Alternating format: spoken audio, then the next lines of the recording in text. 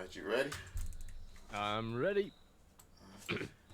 Yo, what is going on, y'all? I'm Cavell Anderson, and we are back with another video, Veve and Ecomi video, and we're here with a special guest. We have the homie Hey, Zach here. what's So, good? I don't know if you all know him. If you haven't seen his channel, he makes a bunch of amazing Veve and Ecomi content as well. So be sure to check him out. That's linked down below in the description. But yeah, if you do know This him, me dude and too Zach go kind. way back. What'd you say? I said this dude too kind. Yeah, I mean, we go way back. I know some people in the community know that, some people don't, but we've actually been getting asked to do some content together. So we're finally making it happen. We saw an interesting video on YouTube, and I definitely wanted to speak about it a little bit. This is from Wannabe, and yeah, we're going to be basically looking at this. So this is a trader's perspective. As you all know, I do content from more of a fundamental perspective, more so than the mindset of a trader, because me personally, in my opinion, nothing against any trader or anything like that, they're using a bunch of data and information that's just not real. It's not real. They're trying to like, for instance, like, if you predict how many users is realistic based on how long it took to get to 250,000, then basically you're not factoring in the fact that no promo was done, and we don't know what promo would do. There's no video features to make like TikToks, and we don't know what that would do. So there's so many just random variables. No VVverse. We don't know what that would do with that added on. There's so much stuff that you can't calculate, and you can't, like, none of this stuff will mathematically make sense if you don't do it with all the variables, and we don't have all the Literally. variables. So, yeah. What do you think, Zach? How do you feel about the Uh, trading perspective, I guess? I mean, we spoke obviously a little bit before all the technical difficulties that finally led us to actually being able to record this SOB. Um, I hope it's not too family friendly on your channel. Oh, no, we're fine. No, it's you. Of course, it's not family friendly. But yeah, no, no. From what we spoke about, yeah, I mean, like, obviously, all respect to the people who are making videos and talking about this stuff, but this stuff just takes so many factors in. Like, it's you can't use numbers to necessarily predict what humans are going to do. Humans, consumers is a totally different thing to looking at charts. Like, charts obviously are important, but in certain aspects, and you simply cannot estimate. I mean, we don't even know all the IPs, bro. We haven't even seen all the licenses yet, bro. Like, we've only just seen obviously that what's it called, immutable is on, which obviously that's gonna help like scalability and stuff. But Yep, like, we just don't know like like 99% of the information that we need to for any of this really. So like, all exactly. respect to these people, but yeah, we just don't know everything yet. And So we're also not factoring in the rate of drops, like you said, IPs. So we had a Batman drop followed by a bunch of unicorns and Ultraman that's only popular in Asia. It's like, what if they what yeah. if they go from dropping Batman to Batman? What if the next drop is Marvel? What if the NFL is after that? What if Pokemon is after that? Like, what does that do?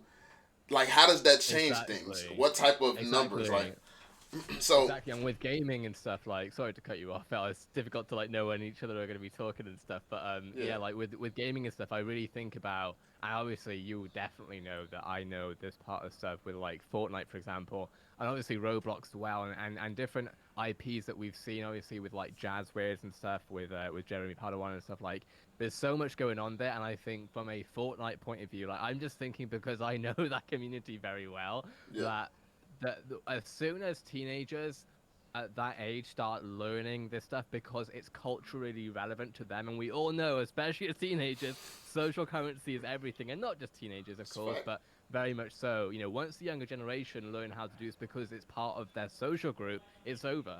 Exactly, and that's what people are not realizing. We have a bunch of traders here who are all scared about their money, and then you have traders following other scared traders, and they're just spreading a bunch of FUD around the community. Like, oh, I've done the mathematics, and this is no disrespect to Wannabe, by the way. I have nothing against him or anything. It's just we don't have enough historical data. The only thing that you can hope to do to try to come up with some comparison that makes sense is try to point out how, oh, this would put the market cap above Ethereum or something like that makes absolutely no sense, because we don't know if it is realistic for this to go higher than Ethereum. Is it likely? No. Is it impossible? No, it's not. Like, we don't know what is possible. That's the thing. So traders do all these mathematics and things like that. But at the end of the day, after you do all these mathematics, it's just a guess. Like me, I would bet on the people who has like 20 plus years doing what they do. Like, they have been dominating licensing. Like, when you look at look at the brands that's generating the most money in the world. Pokemon and Hello Kitty. These brands are generating the most billions in the world. And who was in charge? Like, who had something to do with both brands? Alfred Kahn. Alfred Kahn, who was involved in this project. The guy who is generating billions like it's nothing. That is the guy who believes in this project. Head of licensing, and of course, oh, well, I don't want to actually use that word. Our founder, of course. I was going to say a different H word. I don't know if that means anything to you, but yeah, of course, David. I mean, you've seen the what was it, back in 2018? Was it the conference that he did where he was speaking about the licenses that he's worked on bringing, of course, Pokemon. I think it was to New Zealand in '97 and stuff. Like, you know, talking about all the biggest brands in the world. Like, you know, I know Val believes in this the same way I do. As far as you bet on the jockey, not the horse. Like, it's as simple as that. Exactly. That's 100% facts. And yeah, I just feel like this stuff it's not too accurate. The only thing that people can do is make mathematical guesses more so than, and that's no different from what I do. Me saying, oh, Al Khan has 20 years of proven history, I'm going to believe in Al Khan. And you saying, mathematically, Ethereum took this loan to get here, so I'm going to believe in Ethereum's numbers. So we're doing the same thing, just for two different sides. So that's why you don't see me completely just dismiss traders. I'd be like, okay, technical analysis is needed. But also, we don't have enough information for technical analysis to be too accurate right now. So that's just my standpoint. But we are going to react to this video. We are going to see what's going on. Because we just really went in on just explaining it. But yeah, we're going to react to the video, see what he says. But all these technical analysis videos end up being the same. But I do think this is a very important skill, and shout out to everybody who is very good at it. So I'm interested for sure. Let's do it. Yeah, I love watching these. What's happening, guys? I just want to be... Oh, and his channel will also be linked down below as well, so be sure to go and check him out and subscribe. Champion, aka Dan DC, with another Omi video here, and today's video... What happened? He's British! He's Oh, you didn't know he was British? I can tell by his accent, bro. A Brit can tell a Brit. Okay, y'all gonna be best friends now? You gonna hit him up after this video? Hey! Oh yeah, bro. Well, yeah, he's actually a pretty cool guy, so yeah, you all should chop it up a bit. But here we're going to talk about roadmap to $1, 30 million users, 1 million users, and it's just for fun, it's just for speculation. We've done 2 previous videos. Oh, I mean, at least he admits his speculation. See, and this is why I like him. I like him because most traders will do this and say, oh, this is 100% fact. Veve cannot do this. I'm out. He knows that it's speculation. You're just speculating. No matter how accurate your numbers are, you're speculating. We don't have all the information. So this is why I like him. He's good. He's good at what he does. Videos on this as well. So we've developed it every time. So the first time I did it, I didn't include market cap. So I did a market cap. And then last time I did another version of the price update, but I've had a new way or a new methodology of doing it this time. So I've just added it in. Now, you know, it's just for fun. This is part 3. So if we want to do part 4, give me some ideas on how we can calculate it mathematically. So yeah, we've got quite a few things. We're going to go through million users, how much they've grossed to date, how long it would take on the current path that we're on at the moment, and then some extra stuff to kind of add into it. So if you haven't already, remember to like, share, and subscribe. We're trying to get our road onto 100k mark, and also a quick shout out to the Audible Collective for the first person to comment on that previous video. So it's just shout out to that, and a shout out to Shaq as well, because your memes have been absolutely on point recently. If you haven't already, remember to follow me on Twitter. So let's just do a quick analysis. At the moment, we're going to assume prices at 0.003.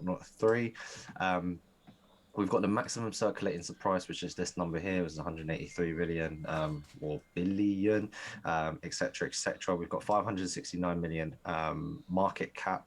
Price is obviously not doing amazing at the moment, so they're the variables and numbers we're going to take in. So last time we were able to do this, the numbers have changed. I was based on, I think it was maybe 12 months or so. I'd have to quickly double check. Bear me 2 seconds. Yeah, I found it on the previous video. So here you can see it's on 32 months from that video I made it, which was just earlier this month. So still 32 months.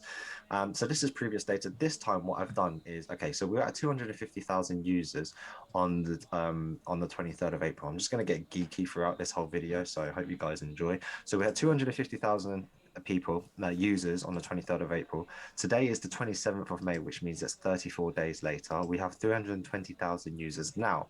Now, not the price difference, but the difference between these two is 70,000 people. And then in 34 days, 70,000 divided by 34 days means that there was 2,058 users per day on an average. Does that make sense? So Yeah, so starting here, like even with this, while this is accurate based on the data we have, something like this, it just doesn't work if you factor in the fact that they just started promoting on, like, we just started seeing ads on like Instagram, we just started seeing ads on Facebook, and then there's so many features, like, because what people got to understand about the video features that's going to be coming, they're going to be able to make TikTok type of things. You know how TikTok spread like that? Like, Veve could literally become the NFT TikTok, and that would be huge. Like, imagine seeing TikToks everywhere with Batman, with freaking Jurassic Park, running from Jurassic Park characters, like dinosaurs. Like, imagine you see a TikTok like that with crazy editing and stuff, all from features and stuff Veve has built in. You're going to, like, we could just have a TikTok side of things that really boost these numbers like crazy. So, this literally ties in exactly with what a video I made. Actually, it was a video inspired by, I think you sent me over that Batman short film that was made by someone else, a fan made thing, and you know, as soon as I sort of saw it, it made me smile from ear to ear, because it just made me think of, and I think you, because obviously, as you've already said, we go back, and obviously we yeah. go back in gaming a lot, so and you know that I've been in gaming since I was a young teenager, essentially. And when I saw them doing that Batman clip, I just thought to myself, which was essentially just a very, like, it was someone who had clearly had some level of filmmaking experience, and they were just doing the best with the tools that they had. And it Exactly. really reminded me of what we saw back in 2011 with really crappy capture cards that would record with, you know, the what was it? You know, the three cable, the yellow, white, red AV cable sort of thing. Oh yeah. Yeah, like back in those days when EasyCap was the normal capture card. Now obviously everyone uses HD stuff, but it just made me think, like, that was back then, and I made it sort of. I looked through it, and we were speaking about GTA on call before I made the video and stuff about how it was similar to RP that we'd seen, and it just made me think, and I even titled the video $1 billion in free marketing, because that is what this is. You know, we have Exactly. RNC PMK, and I sorry if I get the name wrong often, but I think that's how you say it. And of course, they are going to be, and Reese already said that they're going to be bringing VB2 and Omi to the sort of the mainstream attention. But realistically, it's the earned media, not the paid impressions that we get on Facebook ads, Google ads, YouTube ads, etc. It's the earned media, being the media where streamers are literally, or not just streamers, content creators in general, are literally missing out. And a good example of this actually is with one of the channels that I run called Valorant Hub. Riot do not pay me. I can very clearly disclose that Riot does not pay me for anything that I do there, and they never have. The reason why I make money is because of the ad impressions on those videos. If I don't post about Valorant stuff, I miss out on that ad revenue. It's going to be very similar with NFTs on Veve, most likely.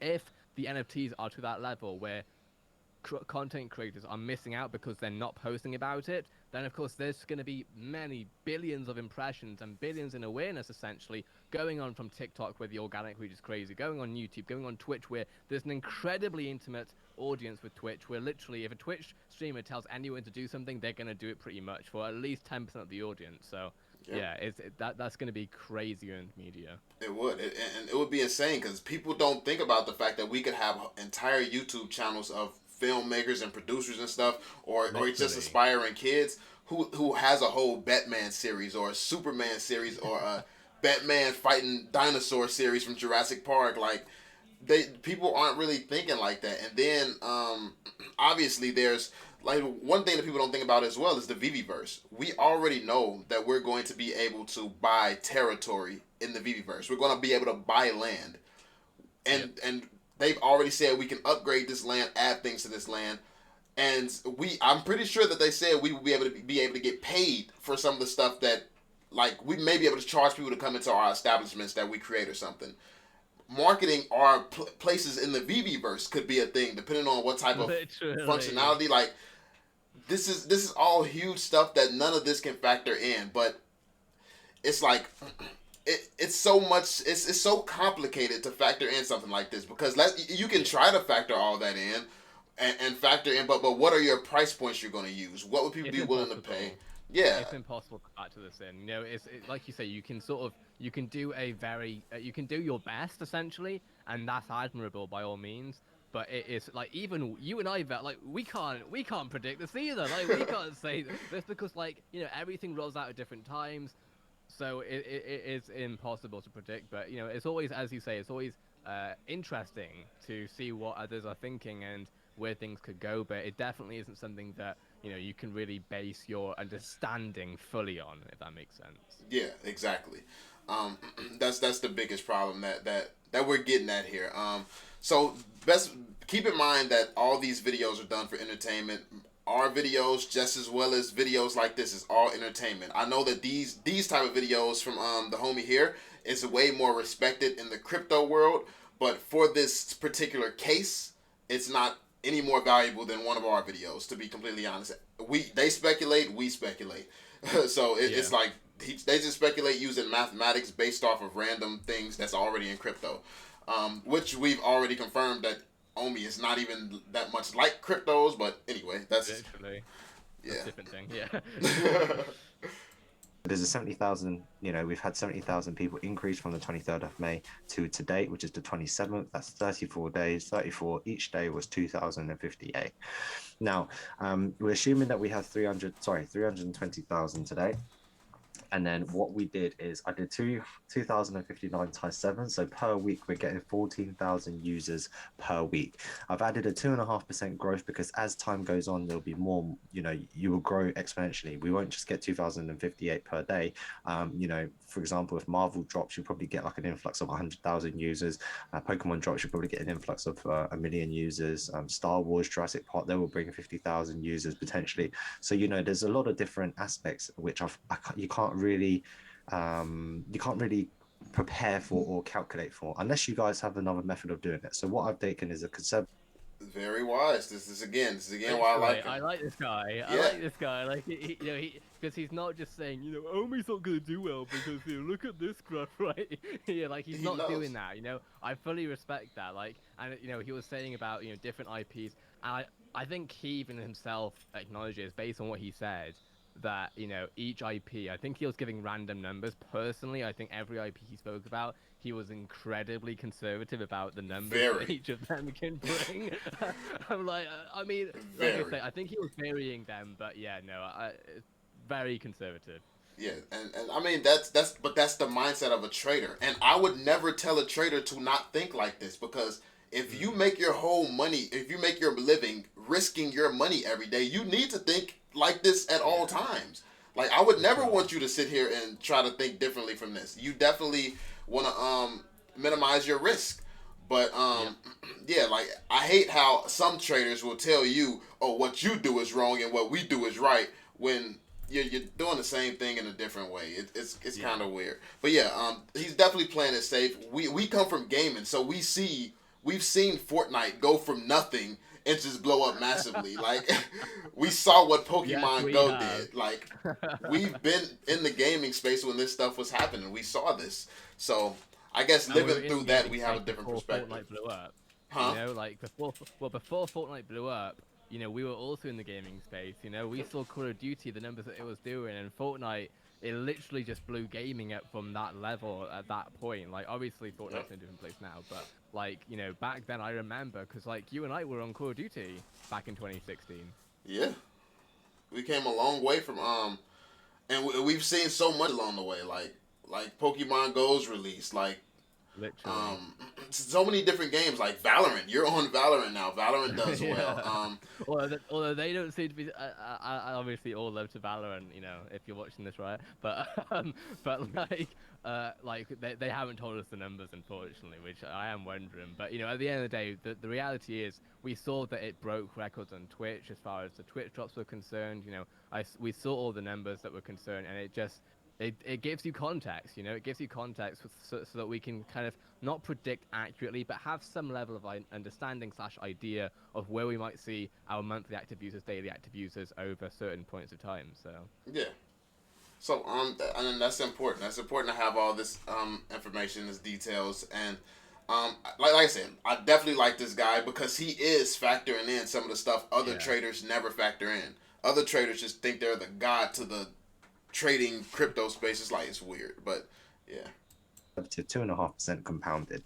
So the next day is the next week is 2.5% compounded on top. Each week is 2.5% compounded, and then by the 32nd week we will have 710. Well, technically 31st or 32nd week is when we will get 710,000 plus the 320 means that will be 1 million users. So yeah, let's just review that. Plus the 320,000, which means you have 1,030,000 users, and 32 weeks. So 32 divided by 4 will give you 8 months. So 8 months from now, we'll hit at 1 million users.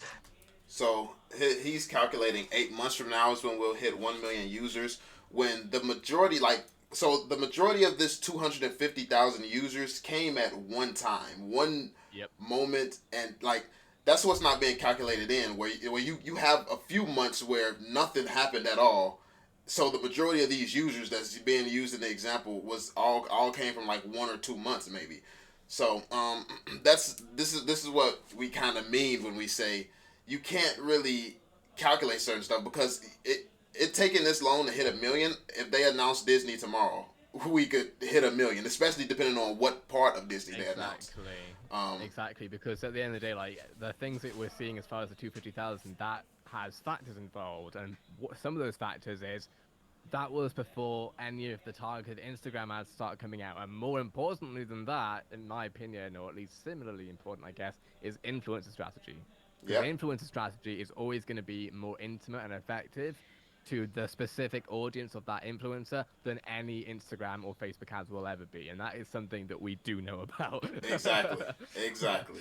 And to really start, to really put it into perspective, this is something that anyone in the world can take part in. And as let's say as a Fortnite YouTuber or as a person in the Fortnite space, if I would have knew that there was something that existed where I could buy Fortnite skins and it would retain its value and potentially go up in value, and it had a whole world of VVverse, a whole experience. If it was something that I knew like this, even in my community as a gamer, I would have instantly been on Veve. So when you talk about, and just look at we have connections, and a lot of people in this community have connections. We show this to some of our YouTubers that we know with millions and millions of subscribers, and what happens at that point. But it's just all stuff that can't really be taken into consideration. You can't calculate this stuff. But yeah. This is just mathematical. This is just for fun. Like I said, I think the way we're going at the moment, Ecomi have been very slow, very developed. It's frustrating for me. I'm just going to be honest. They're constantly saying they're going to do announcements, but they're always delaying that, or they're just not delivering, honestly. And maybe you can speak to this more, Zaki, because if you all don't know, Zaki did come from the BBC and he worked in licensing and things like this. So if Veve plans an announcement and then Bitcoin is getting absolutely shit on, so licensors don't want to be associated with crypto at that time, like it's not really much you can do about that. As you say this, let me bring her with me into the camera for everyone to see. Give me literally 2 seconds.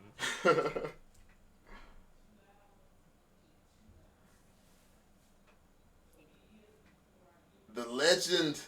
So if you were to tell me 3 years ago that I'd be bringing on one of my BBC posters to show the crypto community, would have never crossed my mind. So what he's talking about is, I used to work at Beeb, short for BBC.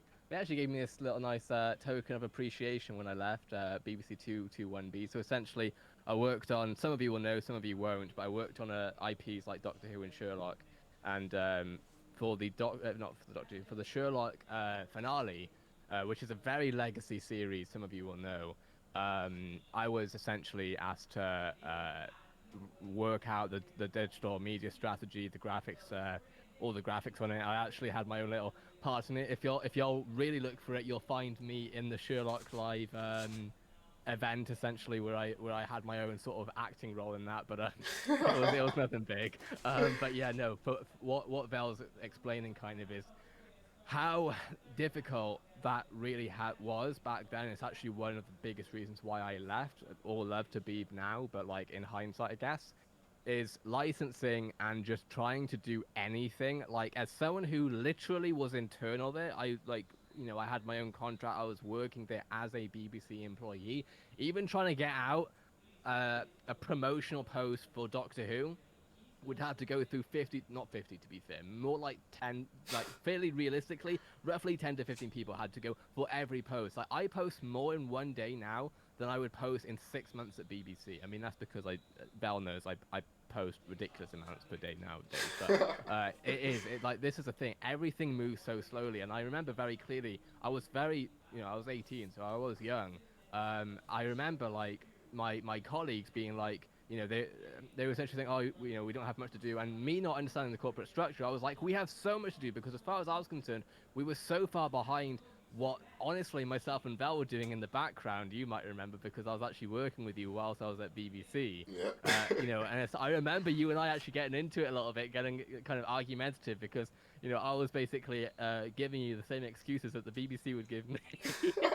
And you were like, we can't work this slow, bro. I'm like, this is how corporations work, bro. So yeah, no, I fully, this is why, like, I personally don't, I suppose, whilst it gets annoying when things get delayed, I think just from personal experience, I have a lot of empathy for it, because like, I know how this stuff goes, and I know like how passionate and dedicated so many of my co-workers, colleagues were at BBC. But at the end of the day, when things aren't ready because of the corporate structure, which it really is, bear in mind, Ecomi is not just about, like, when I was with BBC, everything was pretty much in-house most of the time, right? But with Ecomi, everything is working with other corporations. So it's even like multiplying the corporate structure, having to work with, realistically, we've all looked at the Disney license potentials, possibilities, the Marvel, this, that, and the other. You really think that all that stuff is just going to happen, because the green light on that sort of stuff takes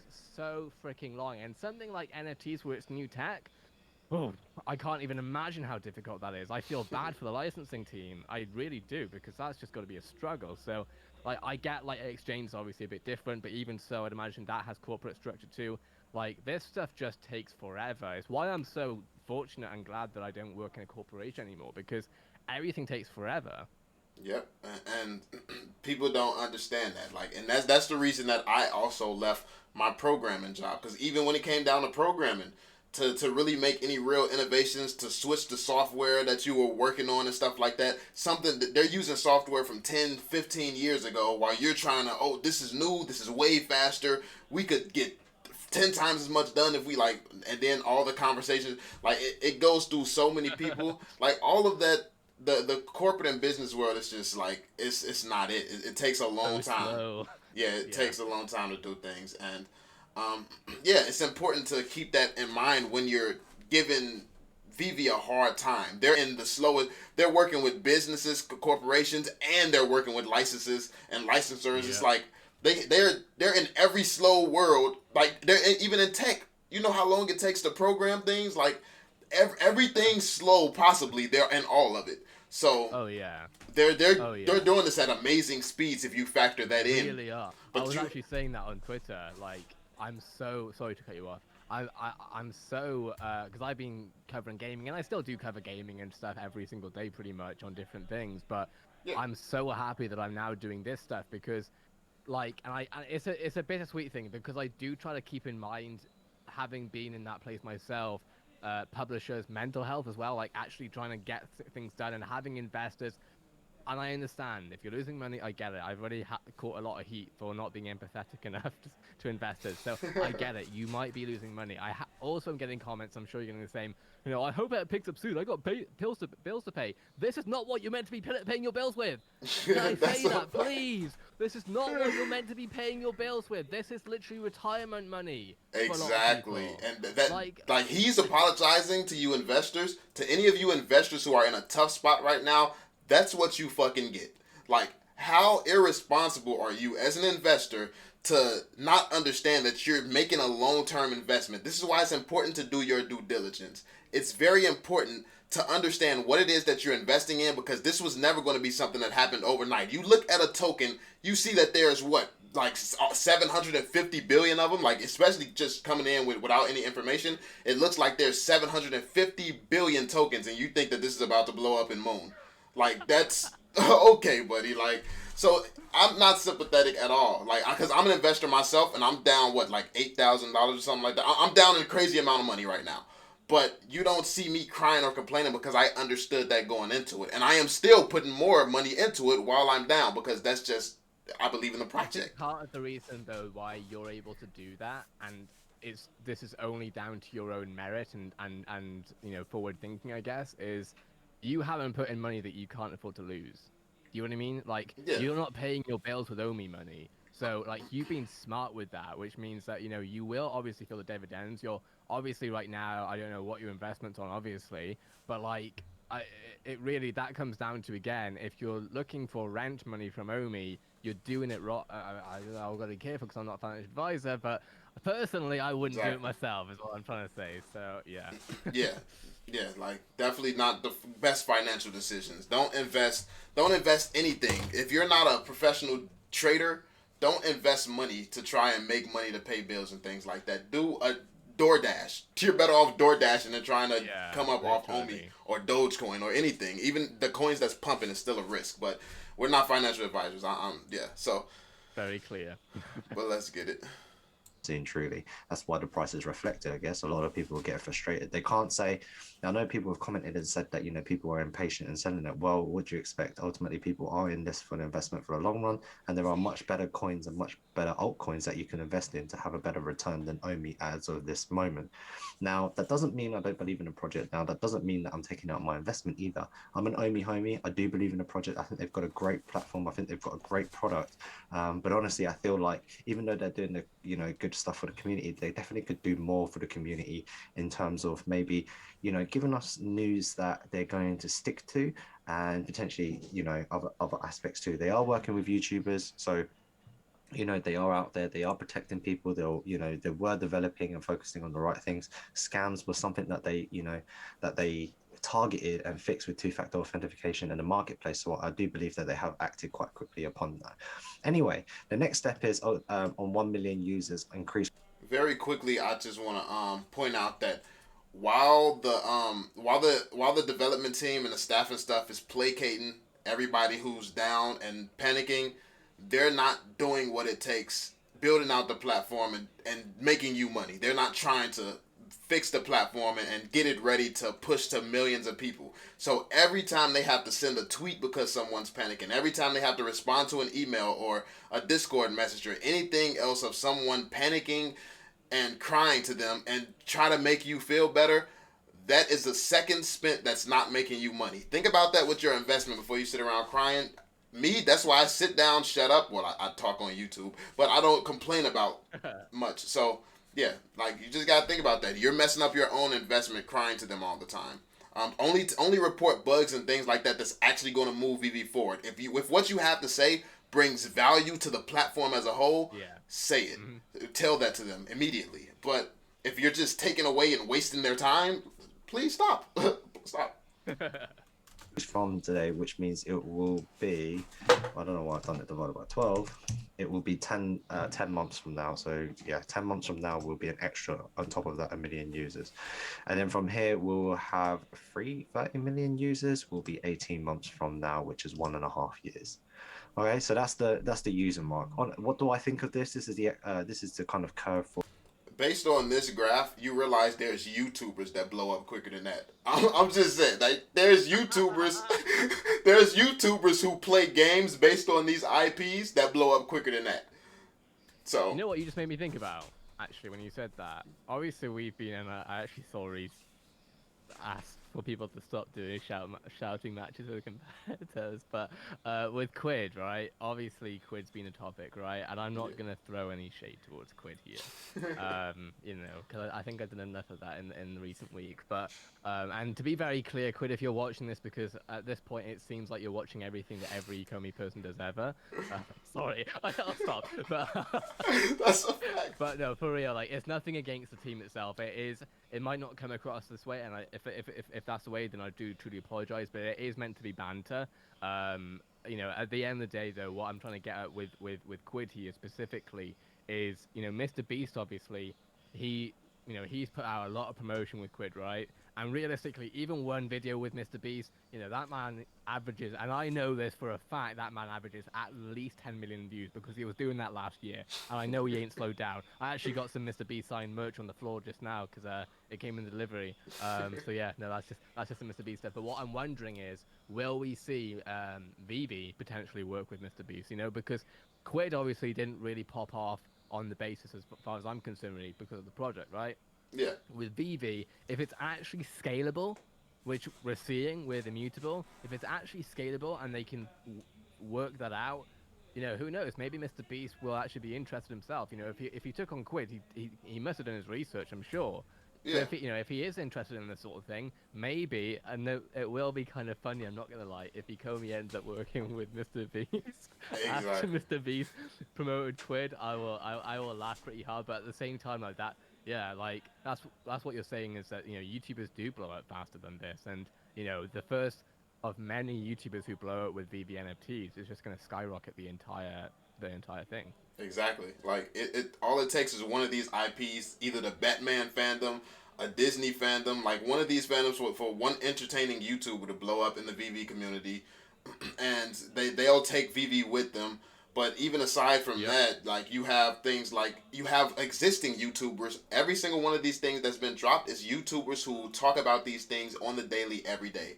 And whether it's in gaming, whether they talk about movies and do movie reviews and things like that, Veve could reach out to any of these content creators for any of their IPs and get promotion directly from these YouTubers. And it's not even an insane amount of money that YouTubers take in the grand scheme of things. So yeah, like, having this marketed for you, like, it's just so much potential here. Like, if you don't think with all these IPs they have, one of them, all it takes is one of them to catch steam and blow somebody up, blow something up Veve related. Like, all it takes is for one Veve TikTok to go viral, one Veve TikTok to go viral, and there you have it. Veve is in the spotlight. So when you have the trend, exactly, then more people want to make money on it, and then it goes on and on and on, and then it eventually becomes saturated. But hey, honestly, if that's what happens, F yeah. Exactly. That's all we need.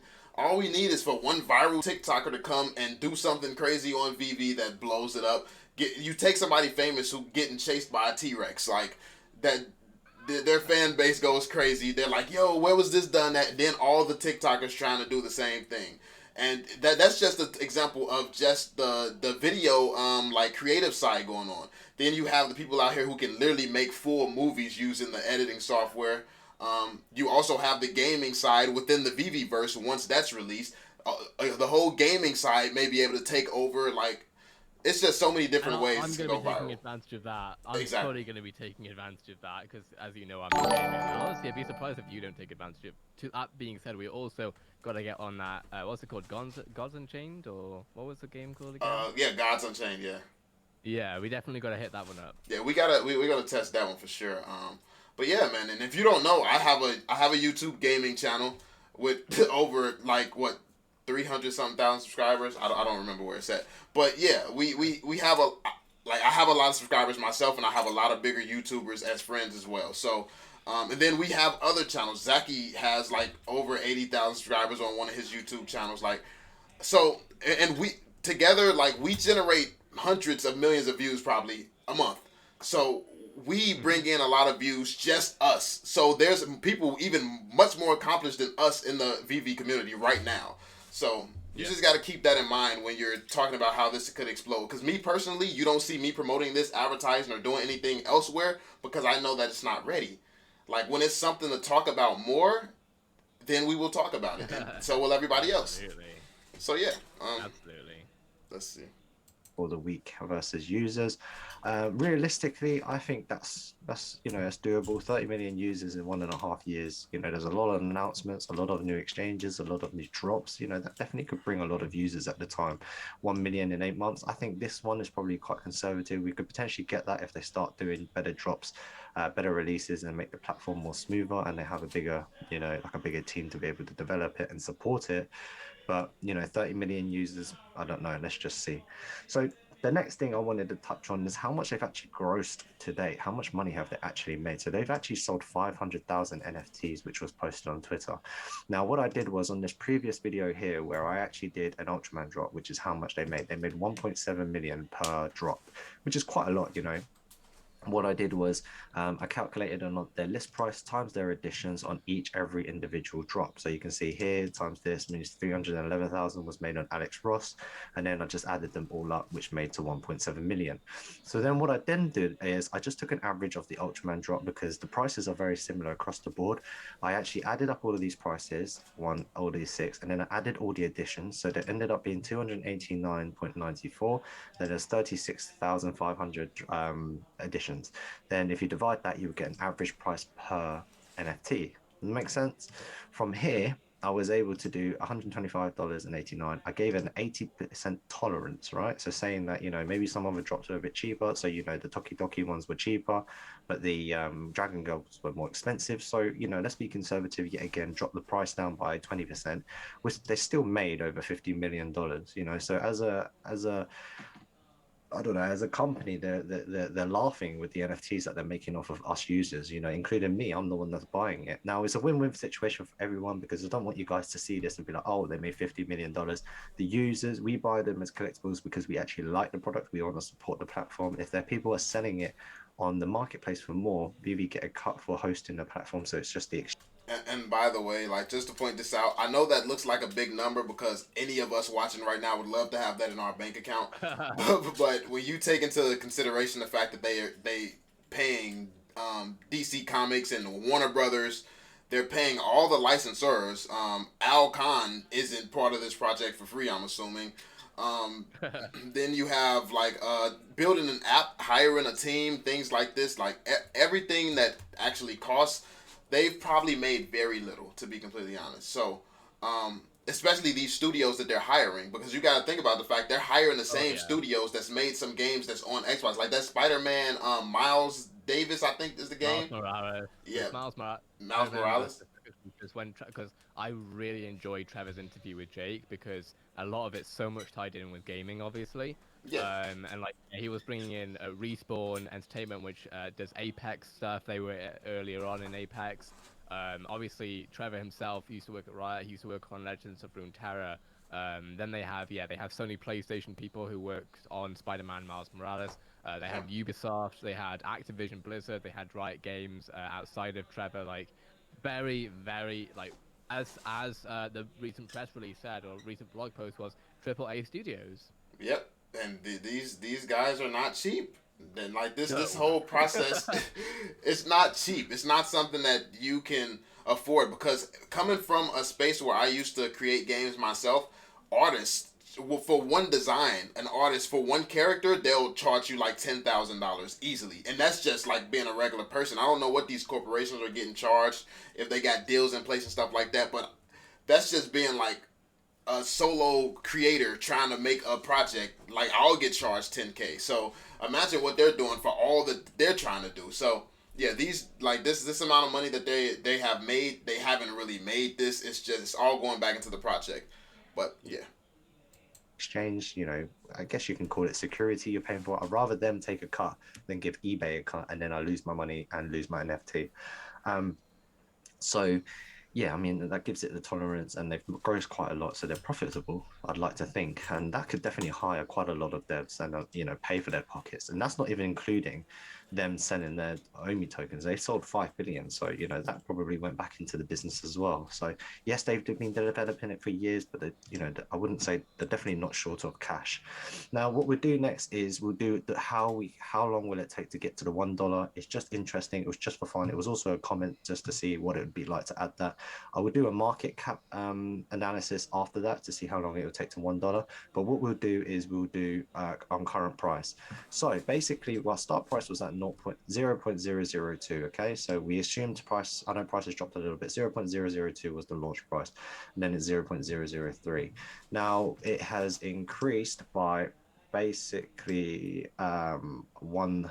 Actually, I put 0.35. Let's just say that is 0.00305. That's what I made it at, which is 1.525 of a gain as an average. Okay. On the previous one we did was 0.045, and then we had a growth from here, which I've actually changed and meshed this up. So that's why I did it over here again. So in 3 months, it's actually 0.51%. It's actually grown, which is abysmal. It's pretty terrible. And this one's quite hard to gauge, but ultimately it's going to take, oh dear, it's going to take 82, oh my God, 82 months. Yeah, this is really not realistic. This is going to take 6 years, 82 months to hit 1 cent again. And then where are we for the 10 cents? This will be, oh dear, 19 months, which is 1.6 years. Is that right? Oh my God. That's 6 years, yeah, 82 months.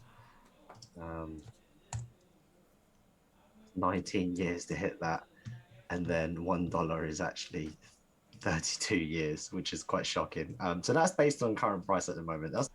So this is the Okay, well, I know you're gonna have a field day with this one. yo. This is. Do you think? Listen, no disrespect or anything. I don't want this to come off crazy because it might sound a little bit crazy, but Al Khan is not a young guy. So do you think that he jumped into a project to see benefits from it after he's dead? Like, it was that the mindset jumping into it? This is after most of us might be dead by then, to be completely honest. Like, to be fair, it's not even just the Al Khan thing here. This is like, a lot of us are going to be dead by then. So, basically, this is what we mean. You can't factor in so much information that you're going to come out with something that looks completely ridiculous because you can't factor in the biggest selling points like TikTok Veve and Veve versus, and like, you can't factor in the majority of the information that's really going to boost things, and you have to go off of historically, and historically it's looking bad. We've also been hit by crypto itself looking terrible, which has brought things down everywhere across the board in crypto. So these are all numbers based off of that. He was, as he was calculating it, and as you say, no disrespect, and I could see it, at least I think I could. When he was, because he was sort of very lightly chuckling about, oh gosh, looks really bad, like, let's look this number, etc. I've been disconnected? I know, we're fine. I was just thinking, I'm like, as he says this, he realizes, I think, it sounds at least, there's some realization in his voice. It's like, this is what it's at right now, but this is the rate that we're at right now. I think even he could pick that up. I could tell it in his voice. I feel like he could kind of realize this isn't realistic, but I'm doing the calculations. I think he was just like, you know what, I'm going with it. I'm just gonna go with it. I don't think he actually. But I don't know. To be fair, I've never spoken to him, and all respect to him, but I don't think he believes it's going to take this long. I think it's just literally based on the current calculations, which, again, it's a whole curve. We all know this is a curve with many different factors.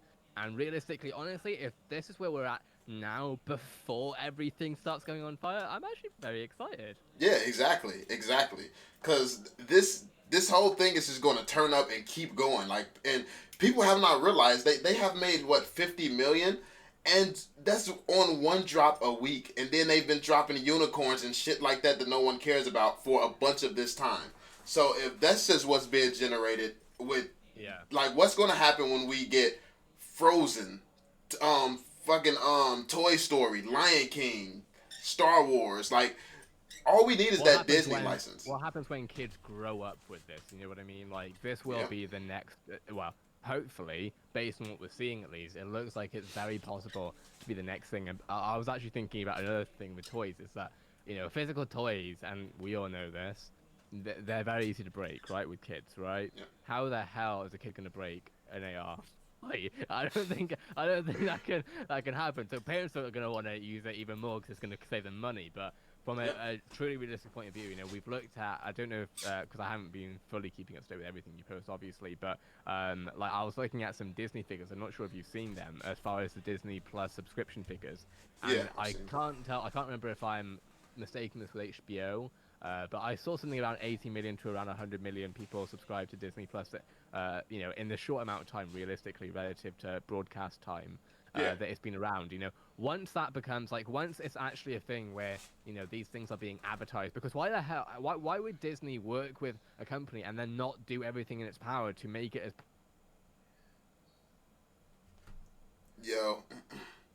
It'll probably be an actual ad segment, most likely, on Disney Plus. Will be like, you know, did you enjoy Woody saying this? You know, you know, you can have it on your phone, you know, where literally a whole scene maybe even playing out on, like, the kids flipping table or something like that. You know, all that stuff can very much be advertised on Disney Plus. Yep.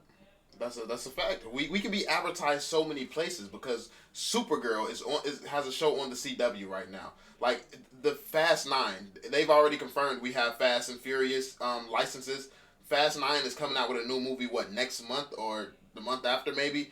Like, that movie's coming out. We can see that. And then they can do NFTs where if you have this NFT, that's a free ticket into the movie or something. Or vice versa. Like, you get a movie ticket, it comes with a free NFT type of thing. Or, like, you know, so there's partnerships. Smart contracts, you know, resale, you know, it's essentially rebuilding macroeconomics. And I also want to step back and sort of debate with a devil's advocate thing that I can definitely hear going on in my head regarding pushback to this, right? Which is, you know, how many people will actually want, because right now, if you say NFT to people, generally it's either people not knowing what the hell that is, very small percentage are like, oh yeah, that looks really interesting, and then a lot of people will be like, scam, right? The other thing I'm thinking about with obviously influencers, that will be helpful, but realistically, Ninja showing off an NFT is not going to make, and no ageism involved here, but just in general, you know, a 55-year-old, 60, 75-year-old parent is not going to listen to Ninja for what works, right? However, if Disney, one of the most trusted brands in the entire world, is talking to tens of millions of households on the TV, which realistically, the trust will be there like that. Exactly. And this I think Reese was saying this maybe, but it's just the general thing that I've seen Gary Vee, Mark Cuban talk about, is the fact that the same way that you're watching this right now, you're watching this on a YouTube video, you don't know how any of that works most likely, unless you're someone who actually is an expert, but most people aren't experts in how the YouTube transmission happens. You know, most people don't know which HTML5 version am I watching. The whole point with this thing here is that, you know, realistically, over time, it's going to need to be, and if Ecomi don't do this, then they'll have ruined it. Like, let me be very clear, like, I'm not overly attached to Ecomi. I really like what they're doing, though, and I do believe that they understand that they're going to need to make this consumer-centric, which means people aren't going to need to understand, you know, which exchange Omi might go on next. You know, people are just going to need to be able to essentially do like they do. They buy V-Bucks with Fortnite or buy Call of Duty points on Warzone, essentially getting your credit card out, putting the information in, buying the currency, and then going from there. And that's literally how Ecomi will need to do this with Veve. It will need to be simple for anyone to get involved. Otherwise, of course, it's just going to be too difficult to get customer acquisition. Exactly. And I think that I've already heard them speak about how it needs to be simplistic, because that was the genius in the design that we was hearing, that one of the things that sold me is the fact that, we want to separate this from crypto from the jump. Like, we don't want them to even know that this is crypto. They don't need to know this. Like, they don't even have to use the name NFT necessarily. Like, yeah, that's a huge selling point if you know what it is, but this is really just a digital asset that you have true ownership of. It's still an NFT. It's still true ownership. You don't have to understand why you have true ownership, but you still have it, and that comes with value. Just the fact that they're offering true value, like true ownership. Like, so Yeah, I mean, it's like Straight up. it's so much more opportunity, man. It's so much people can't take into consideration and aren't factoring in. Like, this is why it's impossible for any of these guys out here talking about technical analysis and stuff. Like, this is why I do like him as well, because he makes it clear that he's just speculating, and it's not even Yeah. realistic speculation, to be honest. But it's just speculation. At least he makes that clear. Unlike most people who just sit here and try to present this as this is the facts, this is what's going to happen. Veve will take all these years to hit $1. It is over with. Like, we're taking into consideration nothing. It's like, that's crazy. Yeah. That's not really realistic, I don't think, because as you can see within one bar, we actually one day we went from 0.003 to 0.007. We just need a good, a good outlet. Same thing here. We made 100% gain on this movement where it pushed up onto the upside. So, it's quite difficult to kind of gauge it, but I did it by that kind of platform. Previously, it was only like 12 months because price was actually 0.007, so the average was a lot higher. But I've just based it on that price action, right? So literally the price it started at, the price it is now, divided by the time, and then times it out for the future, which is just, that's including pullbacks, drops, everything. So let's just see. Ultimately, yeah, I feel like that one's quite out of the world and it's not really realistic, but I wanted to do it anyway because that's following the right path. Now, the next step is I wanted to go through market cap. So market cap as an overall is, at the moment, we've got circulation supply, which is 189 billion, I think, or trillion. I don't even know. So that would be 700,000. That would be million, billion. Yeah, so 189 billion, and price is at 0.003, which means market cap is 569 million, which you can see here. So you circulate as the prior times the bottom price will give you the market cap. Okay, which makes sense.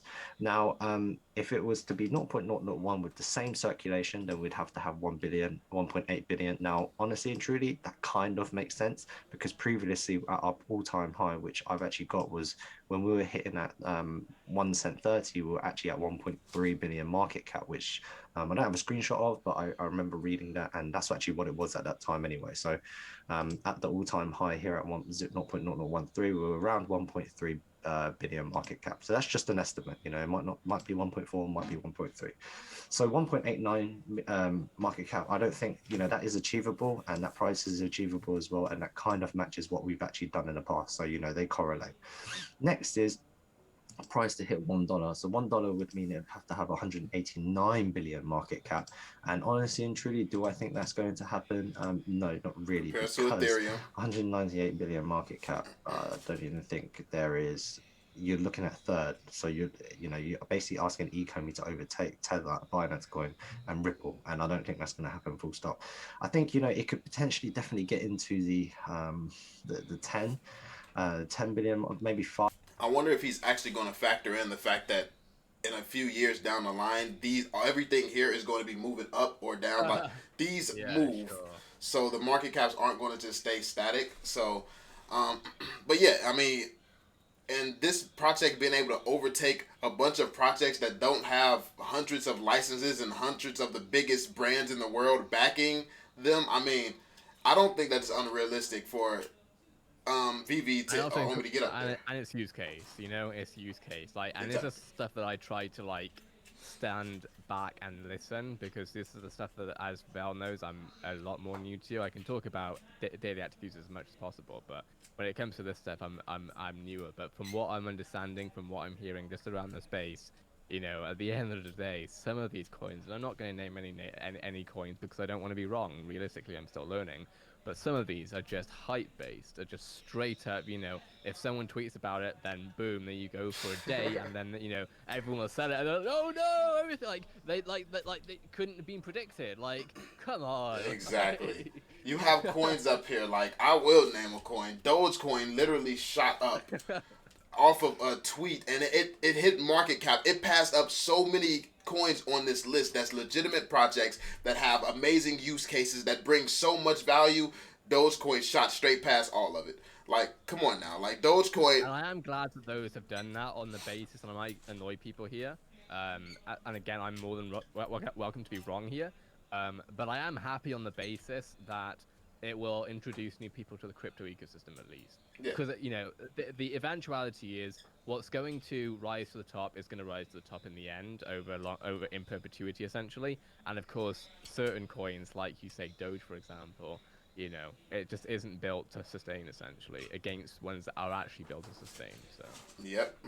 And one thing that I think that he's about to go ahead and do, because I actually came into his stream or his preview at this point, I'm pretty sure.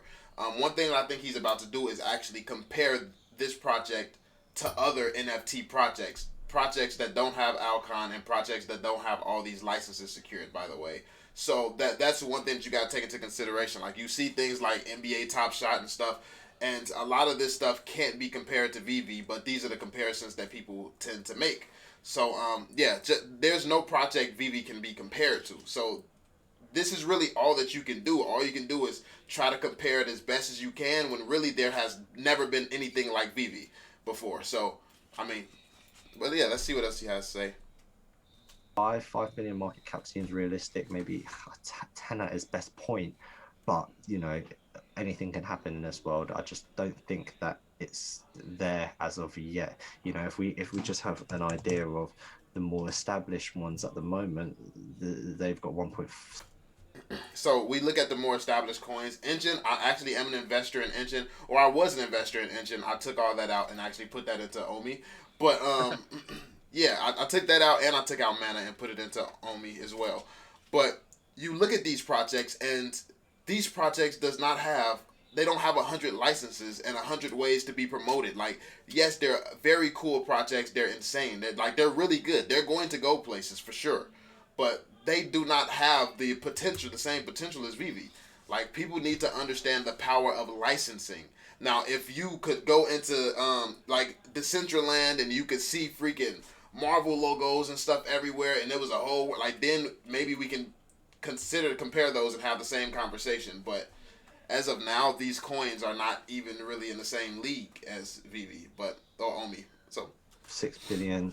I think it's this one. Chile's is another NFT one as well, 1.6 billion. They're both 1.6 billion. So, sitting at, I think Ecomi or Veve is better than those two. So they could probably hit like the 2 billion market cap, 3 billion market cap, but 189. I mean, all you have to do is think of how many times better than those coins is Veve or is Ecomi. So, you really think about it. Do they have hundreds of licenses? Are they going to have a whole metaverse? Do they have a whole marketplace, like, and NFTs and stuff like that, using the best licenses in the world? Like, you really got to start comparing the value that they bring. And also, Veve is going to add more utility to the coin, where people can come into the Veveverse and create their own whole new world and experience, aside from the experiences that Veve has already set out and has planned for us. So we can go into the Veveverse and create our own little world, where we go in there and we do something, we bring more value, and have our own little area of land that we own, that we could do something interesting with, like whatever we want to do with it, obviously within reason, within whatever restraints. But we promote this, we get to market in our land, we get to advertise in our land, because I'll tell you all right now, one of my homies, K-More, actually what he does is he buys land in this game called, Second Life? He buys land and property in Second Life. He buys these designs and shirts and stuff like that, and he actually sells those for real money. It equals real money in the real world. So this is an example of a metaverse. Yeah, I didn't know he was out these days. That's awesome. Yeah, he's made a whole business. He has a whole business inside of a metaverse. But the difference is, it's not on the blockchain. It doesn't look as good as to be fair, we don't know how Veve is going to look. Veve could come out and look like shit, but I mean, I doubt it. With Trevor on the team and with this team, I doubt it. So we know Veve is all about quality. So I'm assuming that it's going to at least look better than Second Life. So, I mean, yeah, man, it's just, it's so many opportunities. Maybe we could create our own stores and stuff like that. And then what people gotta think about is the fact that Veve itself could bring more value to some of its assets, which it's not doing right now. So, for instance, let's say you take a NFT like a unicorn, but you create something cool in the Veveverse where you can only get in this place if you have that unicorn. That just boosts the value of this unicorn that no one wants. Now everybody wants it. So they can take assets and make it more valuable based on their other assets, which is the Veveverse. Like, and people, we haven't started doing things like that. People aren't even thinking like that yet because the Veveverse isn't here. So, yeah, just some examples, just some food for thought. Not so much, but you know, I was just doing it for the entertainment. The next step is ultimately, let's just say we took out half the circulation, hit the $1, you're still looking at 94 billion. Yet again, that's still not very realistic yet in terms of comparison. So yeah, I don't think that's going to happen. The next point I was looking at was, okay, fine. So we had say we were assuming 1.3 billion, just to make maths easy, we were actually at 1 cent 30. So then simple maths is for it to be 10, I don't even know what it is, 10 cents 30 would be 13 billion market cap, and then for $1.30 it would need to be 130 billion market cap. So yet again, I don't know if that's going to be realistic, but then again, once token burn comes in, there'll be less circulation. They're taking circulation out. I don't really know how to calculate it to include the Omi token burn. I could potentially. I do want to say that what also is unrealistic is Dogecoin's market cap. that's literally a fraction of what we would need, and Dogecoin does nothing. Dogecoin did nothing as it blew up. They're adding some utility to it now, but Dogecoin was unrealistic. Also, Bitcoin was unrealistic because when Bitcoin was coming out, what was it being compared to? Oh, the stock market. Oh, this. Oh, that. This random crypto, this random blockchain scam. It's never going to be anything. And what did Bitcoin do? So when you're it's kind of weird hearing what's realistic in crypto when crypto in itself is not realistic. So I think that we don't know what crypto is going to be, how this is going to look. For all we know, $1 trillion market caps in crypto could just be a norm. But we don't know this yet because crypto does move faster than any other space. It moves faster than the stock market. It moves faster than Forex. Crypto it's different. It speeds things up. It's like it's very quick. So that's very interesting. Because like you know me, I'm so new to this. Even thinking like that, it just blows my mind. You're right. Like, it is so new. That very much could happen. It's just the meta that we know right now will just change. Exactly. Like and as a trader, they're trained to not think like that, to not see that, because you can't do that. That's dangerous as a trader. That's the same reason that people from the stock market wouldn't buy into Bitcoin.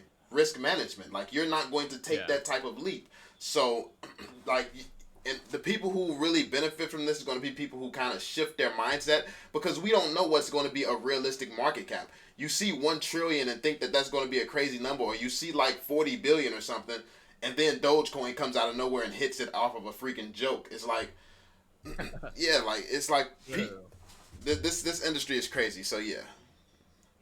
You look at how much was burnt over time and then divide it by the time to kind of have an average of how much is burnt, and then I can take that out of the supply potentially. Does that make sense? So you know, I haven't really thought about a method that makes sense as of yet mathematically, but yeah, like, you can't really factor in burns, by the way, because we don't have things like the Veveverse. We don't know what the Veveverse is going to burn at all. We don't know what it's going to be like to have multiple drops per week when we have millions and millions of people, because it's really going to come down to how much content can be put out. If you have, let's say, 10 million users, how much content can we realistically expect from Veve at that point? And what size will the team have to be able to accomplish this? Like, there's so many things that we don't know. We don't have this information. It also depends on the quality of the people that they hire. And as we can see right now, they have a superstar team. So they only seem to get the best and work with the best. So, I mean, this is something new. It's something new that we've never seen before. We've never seen this in crypto. We've never seen this, period. Like, people can talk about Quid all day long. Quid is not doing the same thing that they're doing at all. The only thing that they have in common is maybe some augmented reality features and maybe some licenses. But even still, it's just so different. Not the same thing whatsoever. it's just, well, the licenses that Quid. Well, we've already spoken about Quid, although we spoke about it on Poor Man Printing's podcast, so not really on this. But I know that you spoke about it and I've spoken about it too. Yeah.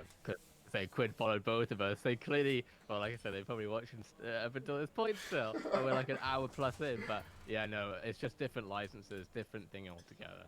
Yeah, the whole different thing. So we like we can only tell as things progress. But the thing is, videos like this deter people because the noob investors see something like this and be like, "Oh, it's gonna take 83 years. I fell for a scam." Like, and this is what people do. They go and run with this, and then what they do is you have a group of traders that go around and try to convince the community that I'm the one who don't know what I'm talking about. When they're not dismissing me with facts, they're trying to dismiss me with this, and this is built off. This speculates just as much as what I do. Like, except for mine is more realistic. Al Khan has done this for 20 years. Do you think someone is going to beat him in licensing? That's a logical speculation. This is numbers that has like 20 variables missing. It's my speculation. And to be fair, this guy right here is one of the ones, because to be fair, I haven't watched a lot of traders' videos pooping on Omi. But like the one person who we're watching right now who is talking about this, even he's admitted how like far away from the actual reality this is. Like he's even said this himself. That's a fact. Like, in this video. That's a fact. This guy, like, this is why I like him. He's this not. Guy. Yeah. Yeah, he's a really good YouTuber. But this is a lot of work. Definitely respect to this because I damn sure would not be doing this. But great job. Like I said, I don't want to geek out too much for the people who I think I'm talking gibberish right now.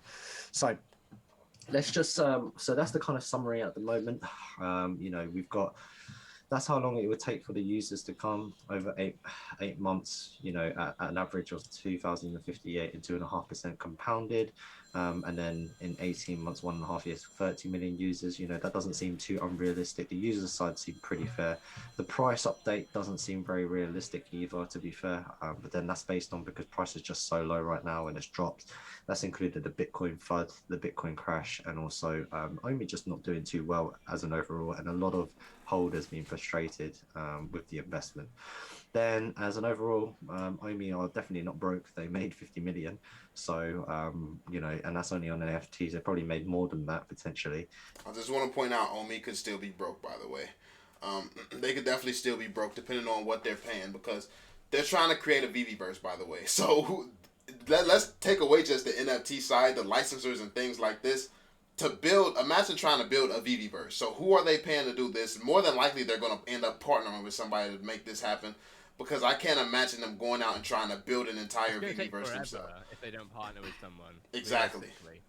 And now we're on the Ethereum. Honestly, that's what I think I should do for a video coming up here. Like, look at who's on the Ethereum blockchain to see who could be some potential partners that's realistic now. Since we're on the Ethereum blockchain, we can see some collaborations. But that would be interesting to see. Huh? Have Ecomi, because you'll know this way better than I will, no doubt. Like, have Ecomi, I haven't researched this yet. Have they done any what do you call it? Any rounds basically for investments? Like, have they done any Series A, Series B? Like, are they doing any of that stuff? I don't know the exact process. I know there was earlier investors though. Like there was early investors in the project. Like I guess like close friends type of thing. Like I don't know exactly the exact process they went through. But yeah, they had some people here early on. But it doesn't sound like they've gone to say, you know, any large firms for like $100 million, you know. No, not to my knowledge, but and I don't know. Yeah, I'm not sure. I don't think that they have though. I don't know if it would be needed with their team, but I mean maybe. Because I know Epic Games have. I mean, they're on like a $1 billion valuation, but then they've got like Sony on them and like all these other, you know, sort of big firms. Well, big firms like Sony, like that's a big firm, like, you know, flipping huge corporations backing and stuff. So yeah, I was just wondering if Ecomi had the same thing, but that'll probably just take time because, unlike, you know, Fortnite, I would imagine, or Epic, it would have. I can't imagine how easy it would have been to get funding for Epic Games in 2018. Yeah, like, that would have been. I bet they had like every like Amazon, Sony, Microsoft. They were probably like bury them in money, like like please take our money, like literally, bro. So yeah, they're definitely gonna like Veve. This is just the beginning, and Al Khan himself has said like I trust the guy. Like aside from all the traders spreading FUD and everybody out here panicking, I trust the guy who actually is very accomplished. Al Khan himself has said, VV, these beginning stages is reminding him of Pokemon when he I first founded remember, it. yeah, Like he said for that sure. himself. So if he's seeing this early on, like that's all I need to hear. Like so. Literally.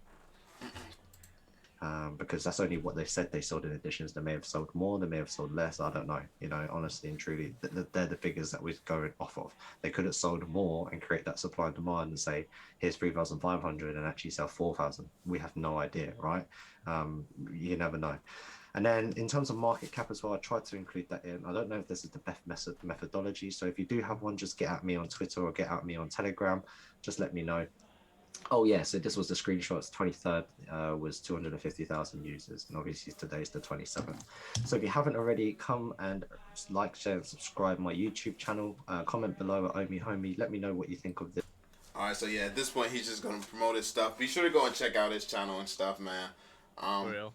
But yeah, there we have it. So yeah, I mean, I think, sorry, just before we finish, the 250k, obviously he's going off information that's public, which makes total sense. Yeah. But I do remember, I think it was Dan who was saying that they're close to 300,000 now. So, but then I think Reese sort of walked that back a little bit. So my guess is roughly around 270, roughly. Yeah. And that was like maybe 4 days ago, so obviously it could have changed, because obviously now we have DC cover girls. But honestly, even with that, and I've spoken about this on my channel, like, it's, you know, I said, like, is this an IP that won't take us to 1 cent or whatever it was? And no, like, I make those videos to make it very clear that absolutely effing not.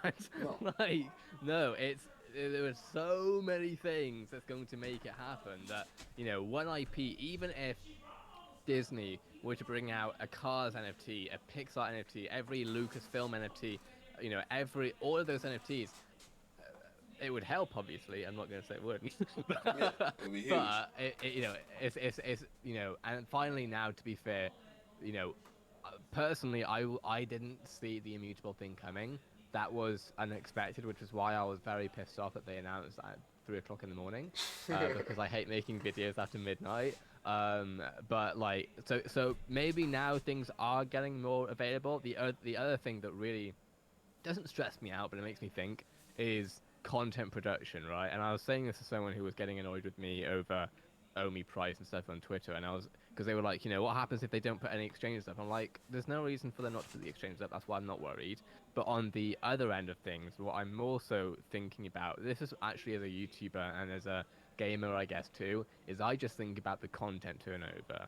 You know, it's great having all these licenses, but at the end of the day, I personally, and I think some people, and you might even disagree with me here, I think you might not though, like, there needs to be, to be fair, if we're not rushing it over this year, maybe not, but I do think, I'm glad that it's not a drop every 2 weeks, you know what I mean?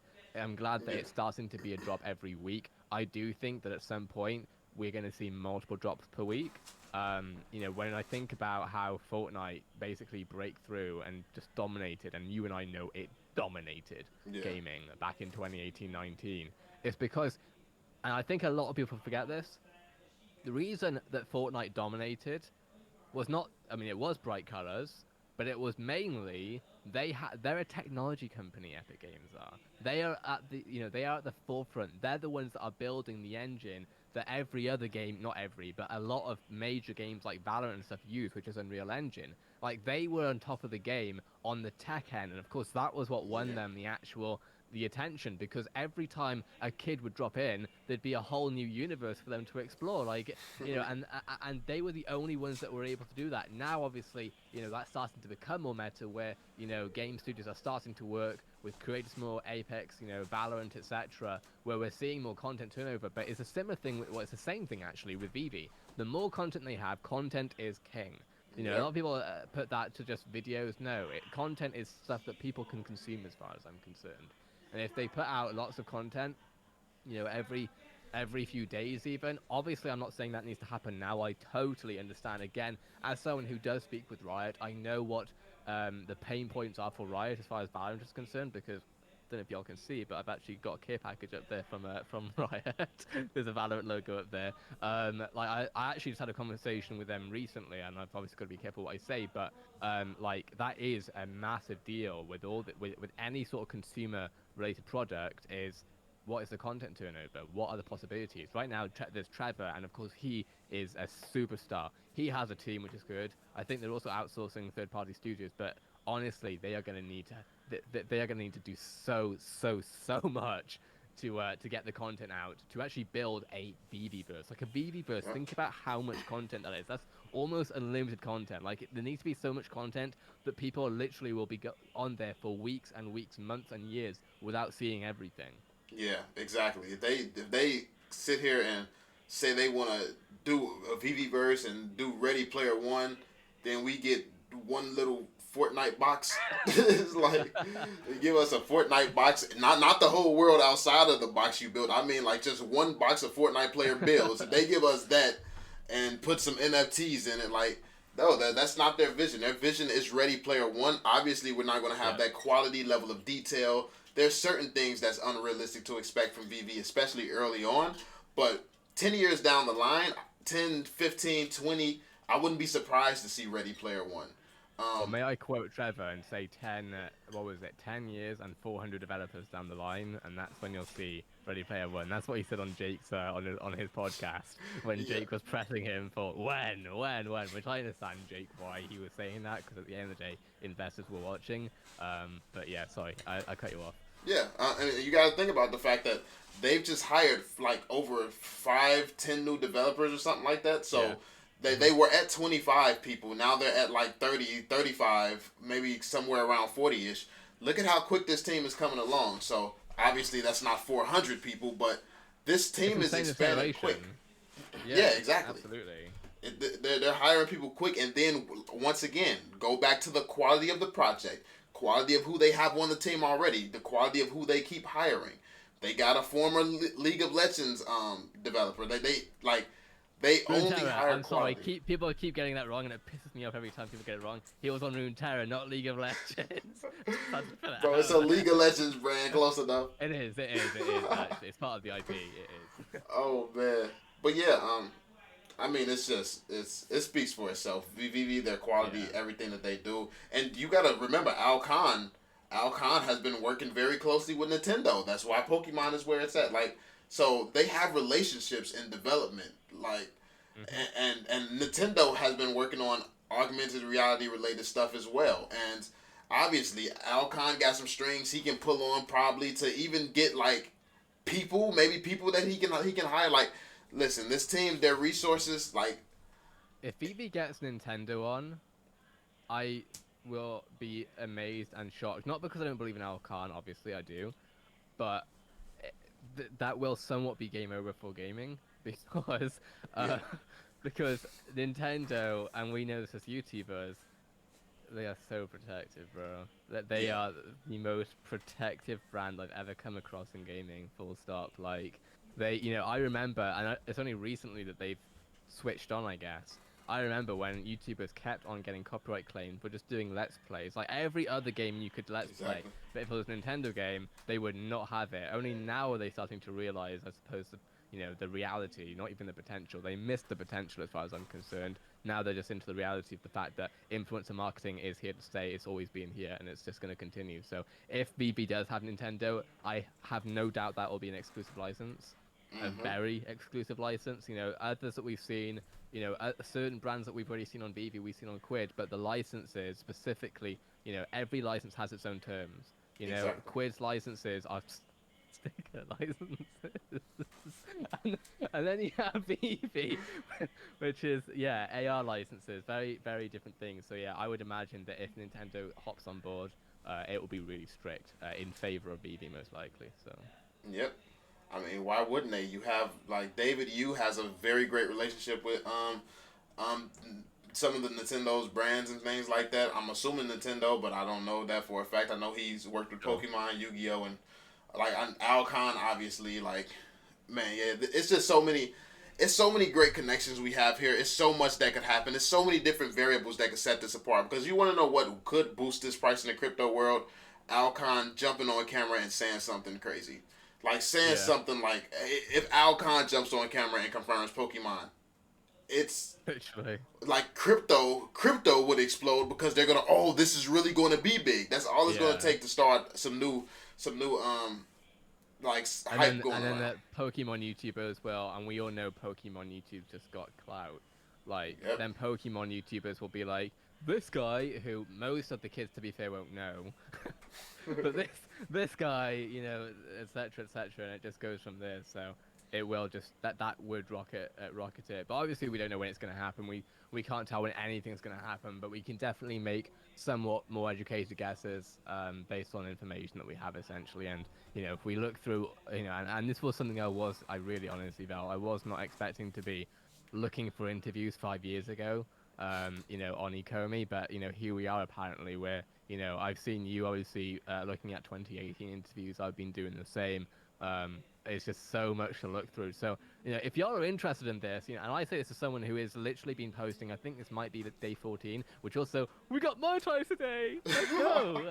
Congrats, bro. Crazy. I appreciate it. But, like, what I'm getting is I'm so new to this, right? And I'm learning so much, and I'm sure, like, all of you, especially if you're, like, investing in Omi, like, you know, I would definitely recommend. There is so much information out there. Like, you know, people have been saying, you know, oh, this just looks like a dead, you know, a dead coin. You know, there's a cult following it around it.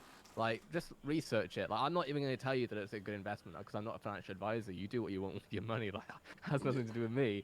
But like, you know, if you look through the research, you can see what's happening. It's really not rocket science. Yeah, and I can see why people would be thrown off because you got people here who work all day, every day. They have things going on. Their job isn't to Yeah. do what we do. So when Yeah. you do what we do and you have people like me who's out here speaking what's logical because I have seen so much information and we've seen so much. We know the facts. The facts that Yeah. the traders are not even taking the time to look up, by the way, or consider, because you tell a trader we're creating a Veve verse. A trader's like, we don't see a Veve verse. We don't see those Yeah. numbers. It does not exist. I don't believe you're doing it. Like, that's For real. the trader's mindset. So you got traders who will run around and say, oh, Cavell doesn't know what he's talking about. All he does is hype Veve. Like, and then people don't know what to think at that point because you got this people who look like they know what they're talking about with a whole big ass list of mathematics that looks like it's credible, and then like, so you don't really know what to believe or who to listen to. So I get people don't understand things, but one thing that you should know is that everything that I say, everything Zachy says, like everything that we say, those of us who hype Veve, if we say something, go and look it up for yourself because there's always sources to the things that we say. Like no one's getting up here and just straight pulling something out of thin air. Like you can go and find these sources. I want to actually, and I hope you. I don't think you'll have an issue with me saying this. So I hope you don't. You can cut it out if you do. But one really cool point I've seen, because you know when Ecomi quote tweeted or retweeted or whatever, they tweeted one of my videos, and I obviously got a lot of slack for that. And again, I never ever mean to hurt anyone or like upset anyone. I just mean to, like, you know, I'll say what I see. That's it. But I'll never, regardless. The point that I'm trying to make here is that, you know, and Vel has this a lot with everything he does. The same thing with me. I had it when I went into Valorant, and you know, Vel knows I've been doing six-figure years way before Valorant, way before Ecomi. Like, you know, I don't need to talk about anything to make money that I don't want to. You know, I talk about what I see and I make money from that. The point where I'm getting here is that Vel's in the same boat here, where we don't even have to. We're not hired by Ecomi. We don't have to talk about anything good here. We say what we see. Realistically, Val, and I know this because him and I have been in gaming circles, we could talk terribly about Omi every single day and still get viewership because the number of people who sell want that confirmation bias. We can talk about anything. Like, we've built these channels before. Like, we're literally just saying what we see here. I can talk about anything I want regarding Ecomi, or I could go into a different coin, or I could talk about anything else business. Remember that our channels are called Cavell, Anderson, and Zach, not Ecomi Hub, or Ecomi Fanboys, or Ecomi this, or Ecomi that. Like, we can do whatever the heck we want. It's as simple as that. So, you know, and I will also say I will be one of the first. I don't understand it as well, which is why I probably wouldn't be one of the first. But I know Val does understand it. So Val will be one of the first to hold Ecomi accountable. Oh, that's like, a fact. If they ain't holding up, they'll probably get the same treatment as Quit. Exactly. Everybody see how quick I am to roast something. Like nobody is safe for me, but it's the fact. Like Ecomi is doing an amazing job. Look at how fast they're fixing things, like with this little ass team too, and look at how fast they're expanding upon this team. So they're sitting here ready for 5,000 people, 250,000 people show up at the door, and they still are able to accommodate that just with a little bit of lag. Come on, is that not amazing? Like, people don't think about that though. Literally. So yeah, man. I mean, and honestly, like as Zaki says, it's like it's way more profitable. It would be more profitable for us to sit here and bash Ecomi all day, because guess what? If I sit here and start trashing Ecomi all day, every day, all the haters are going to be on my side. Oh, you're a god, and all the fans are going to be, no, you're wrong. The fans will come and defend Ecomi to their last breath, and either way, viewership, money. This is the thing. This is what I don't think people realize is, like, especially, and I again, you can cut this out, but I'm gonna keep this in because this is my business channel. Is the fact is that the money we make, and Bell obviously has been monetized longer than I have on his channel, but the money we make through this is, you know, we can just talk about anything realistically. It doesn't need to be Omi. Like, business CPMs, and you know, like I say, it's my business channel, so I'll talk about it. Business CPMs are flipping ridiculous. If you don't know what a CPM is, it's how much you're paid per view, basically. Yeah. Now, in business channels, you know, when we talk about this, we could talk about Bitcoin for the rest of our lives and make millions on that. There would be no issue with that. We could definitely do that. Yeah. The fact is, we just like Ecomi. Exactly. It's not rocket science. and honestly, this is like the decision to do what we're doing right now. It shows our faith and our belief in this project as well.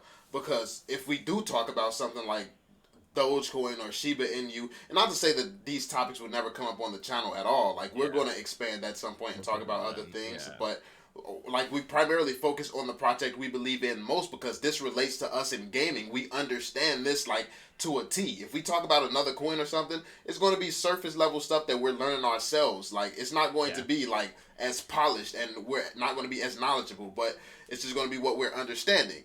But yeah, I mean, I forgot where I was going with that, but no, well, yeah, and you'll see that too. You know, I mean, heck, I remember Val talking to me about doing this last year, like as far as, you know, starting with this channel, learning about it, because we were looking at other YouTubers who we were sort of inspired by as well, and all that sort of stuff. And like, yeah, we will literally just talk about anything, and at the end of the day, we literally monetize with that. Like, again, you don't have to say anything here, Val, but I will. I know that realistically, you know, when YouTubers are talking about anything, whether it's Bitcoin, Omi, or whatever, and again, we can be talking positively or negatively about it. If we're having a million views per month on that, well, and again, you don't have to talk about your own financials, I understand, but like, that's 20 to 50K a month on a million views. Like, it's not that difficult. Like, I don't know what else I have to say. Like, what else is there to say? You know what I mean? That's a fact, and people got to realize, like, we can talk about other more profitable cryptos. Like,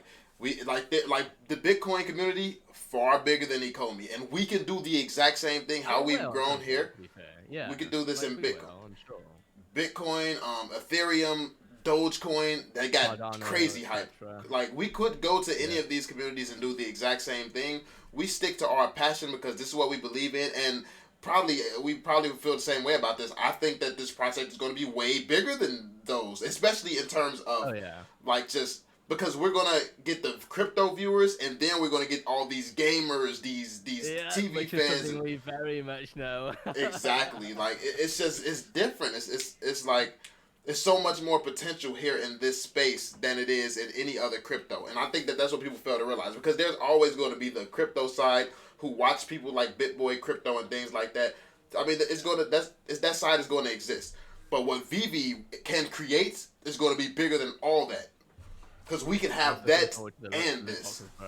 I'm looking forward to not loot boxes. Now they call it blind box, don't they? Yeah. Call it. But I mean, I don't know how that's going to work out. I don't know if you've spoken much on that, but blind boxes I'm a little worried about on regulation ends, because we both know, well, you probably know that like loot boxes have been hit pretty hard in gaming by government regulators. I know it wouldn't affect you, but European Parliament specifically is literally trying to like outlaw. Which, to be fair, I actually am not against the European Parliament for some of the stuff they've done. Like, I try to understand this stuff, so I've read through the actual documents. Like, I think maybe you would call it a bill, we call it an act. Like, Yeah. I've tried to understand everything, and to be fair, some of the stuff that they do is predatory as far as I'm concerned. So I am hoping that, you know, Veve can find a good balance with that, because they will be fighting, especially because it's blockchain regulators. As soon as they see blockchain, they're like, okay, so, you know, Ecomi are gonna have to be super careful about blind boxes, straight up. But yeah, that's just something to keep in mind, you know. But we'll talk about that, I'm sure, and there'll be a way through it. But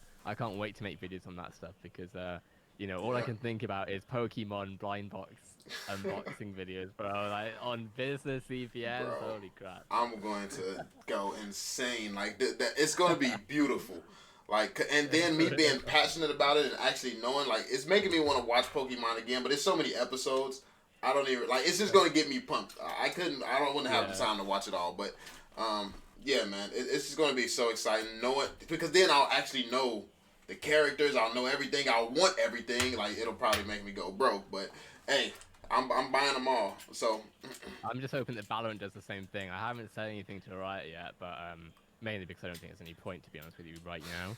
But I do. I want to see some Valorant, because I'm not gonna bring it down because it's too much effort. But the things that you can somewhat see, like different colors there, those are different player cards. So they sent me a care package where in like normal games, obviously you can get like a card, can't you? Like a player card or some sort of like badge or emblem or something, right? yeah. They basically sent over metal versions of that in the mail, basically, for me to like review and unbox and stuff.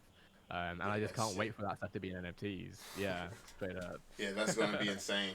That's going to be insane. And Right, if you're watching this, you got to give me the first NFTs for that so that I can review, because, you know, hey, I'm the one person in the Valorant community who knows about NFTs now. So. one of us could. I mean, somebody here could be a bridge and link between Riot and. Listen, man, some things can happen. So, but yo, yeah, this is where we're gonna end the video, man. This is a pretty long one here, but lots of information. I know you all enjoy watching these long breakdowns and talking about things and giving your opinions and stuff. So let us know what you think in the comment section down below. Also, be sure to check out Zaki. I appreciate it, my friend. Great content. I would honestly say the same thing to y'all, but everyone here, I would say 99% of everyone who's watching my video is already subscribed to you, so it's what it is. But I appreciate you for shouting me out. Yeah, no, I'm doing my thing. I'm slower than Vel, because I'm still acclimatizing to it all, but I'm definitely interested in it, and I'm definitely, well, I'm still posting, even though I understand as much as Val. I'm still posting roughly 2 to 4 times per day. So if you're interested in like learning about stuff, and generally probably it's going to be getting a different perspective to what Val has said, then yeah, I'm always here, and I'm on Twitter. So yeah, follow us both there, Cavell Anderson, obviously, and my Twitter. Well, I'm always talking with Val on Twitter, so you'll probably just see us chatting at some point. But yeah. So yeah, there we have it, y'all. It was a great convo. We can't wait to read the comments, see if you all want to see more collaborations and things like that for us. Yeah. But until then, we'll catch you all on the next one. Peace out. Thanks for having me, Val. I appreciate you, bro. Thanks Seriously. for being here, buddy. Take it easy, my brother. In a bit.